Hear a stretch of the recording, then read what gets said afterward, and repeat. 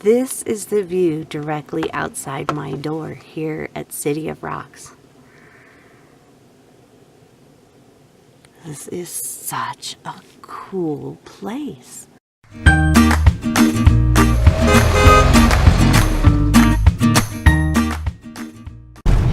we're headed now for the City of Rocks. State Park. Still no water, but it's supposed to be cool. I can't imagine, I don't see anything but flat land, so seems weird. Oh, wow, look at that. Today I want to tell you about City of Rocks. One of the things I'm not sure if I want to tell you about City of Rocks because I don't want to take your experience away, but there is this magical moment. You are driving, to the national park. It appears to be flat and more flat, and you're like, how is there going to be a place with rocks? I don't understand. And then just like in a movie, you come around a bend and it's like, oh, and there is this little oasis of rocks, and like right there, just that visual is so breathtaking, and that really does set the stage for what it's like to just be there and stay there. Once again, I am not shooting at the campground, I'm reviewing, but you can thank New Mexico for their crazy weather. It's either snowing, or it's windy, or it's raining. I wish I could capture this in a way to show you. So I'm in New Mexico. It's incredibly windy here. That seems to be an ongoing theme. I am looking out this window. It's sort of an overcast day on this side of my RV. On the other side of my RV, it is raining like nobody's business. I have never experienced it's raining on one side of my RV but not the other. It's so weird here. The wind and the rain is freaking my dogs out. Are you guys okay? Are you alright, Shelby? Did you get scared? Yeah, Shelby got scared. You get scared? A whole lot of noise going on, huh? This is just crazy here. Very, very, very weird here. But it's hard to shoot outside, so I gotta grab these moments. In fact, it's first thing in the morning, and by noon we're supposed to have 40-mile-an-hour gusts again. So I'll be back inside. But enough about that. Let me tell you about City of Rocks. Now, City of Rocks does not have a body of water, and if you've been watching me for a while, you know that is a RoamTownGirl favorite. I love to be near water. And in this case, I went because I had heard that the rocks and the whole setup was amazing. And it absolutely did live up to its name. So where is City of Rocks? So the City of Rocks State Park is halfway between Deming and Silver City.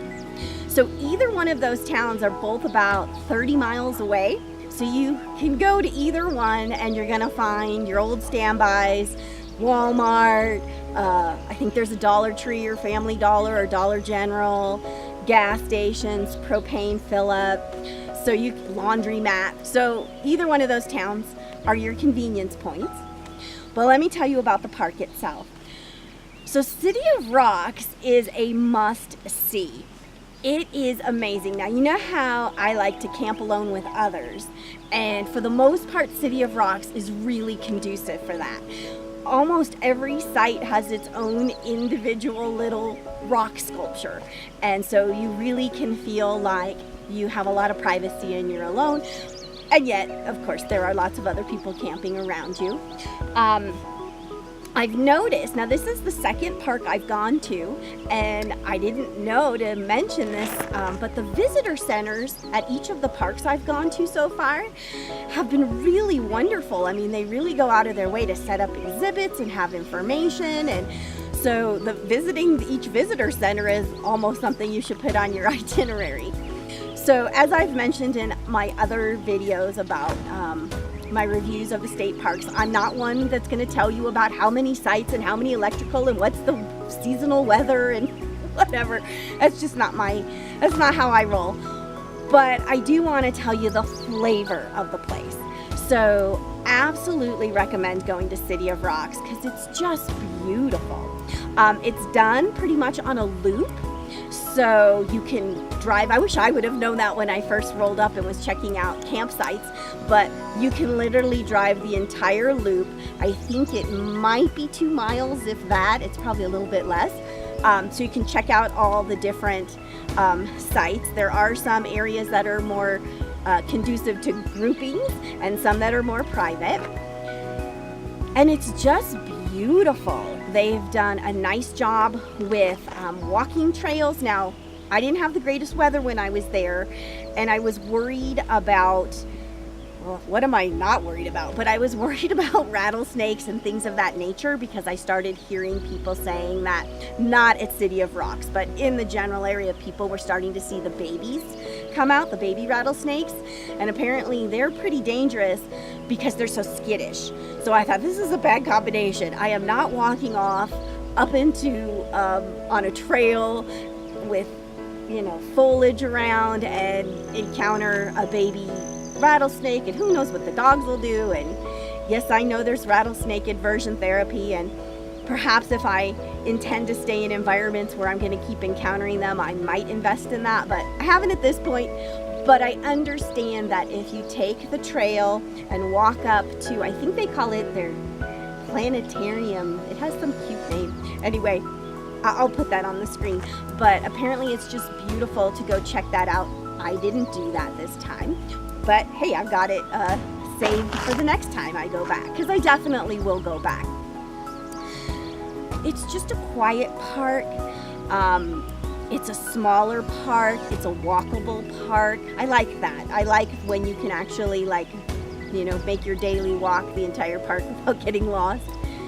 And all I could just tell you is that, weather aside, which I'm enjoying the weather, but let's face it, I'm not on vacation. I work. So for me, I was going to be indoors anyway, and I just like to have pretty things to look at out my window. And so weather doesn't really upset my plans. It kind of just sort of adds to the adventure. If you like to take pictures, then charge up your phone and buy some extra SD cards, because everything you see is more beautiful than the next. I mean, it's a really, really beautiful place. And rocks really aren't my thing, but this was really lovely. Oh, here's some important things about City of Rocks. They have a very small area that has power, has electric and power, but there is no dump station there. So show up with empty tanks and you will have to leave once your tanks get full. They didn't even have they had a water spout that was so far away, and the bees had commandeered it, that I would just say to you that they really don't even have water available. So I would recommend, if you're showing up in your RV or your van, come stocked up with enough water to get you through your visit. So even though, as I mentioned, City of Rocks doesn't really have a lot to offer you in the way of a dump station, and in my opinion, even a place to fill up your water, never fear, RoamTownGirl is here to save the day on that. So here's the hot ticket. On your way in, on the road in, you will pass the Faywood Hot Springs, which is a little RV park that has hot springs, obviously. And they are Passport America. And you can stay there. I think it cost me $15 or $17 for the night. And I had power, I had dump, I had laundry, I had a convenience store, and I had hot springs. So my suggestion is that when you go to City of Rocks, work it into your itinerary that when you are ready to leave there, that you go spend a night or two at Faywood Hot Springs and knock all that stuff out, and you get to do it in a beautiful environment, and it's wonderful. So I would definitely recommend pairing the two. So on a scale of 1 to 10, I give City of Rocks a 9. Now, they don't have water, that's true, but the rocks and the formations and the views are just stunning. I mean, it really is a must-see place. So I will definitely be going back there too. So far, I'm going back to all the parks I've been to. But stay tuned. There are some parks I have no interest in returning to. But for now, I would absolutely return to City of Rocks, and I would absolutely recommend that you go there. So I stayed there a whole 10 days. I should really look up how many days. But the point is, I showed up with empty tanks and I left because I was out of everything. And then I hoofed it over to Faywood Hot Springs and enjoyed a night there. And then I was on my way to the next park. So I hope you're enjoying this series of RoamTownGirl reviews the state parks of New Mexico. I am not going to all of them this time. I am going to a lot of them. I initially did pick them because I wanted to see bodies of water. And you know what? I think I'll do a video to show you how I planned and selected the parks I went to. That's for you, Mr. Mike. So if you enjoyed this video, don't forget to give it a thumbs up. If you'd like to see more of my videos, including the ones I'm doing on the other New Mexico state parks, be sure to subscribe. And if you always want to know as soon as I post my next video, be sure to hit that bell notification, and then you'll be in the know. Wherever you are and whatever you're doing today, don't forget to have some fun, make some memories, and tell at least one other person to come check out RoamTownGirl on YouTube.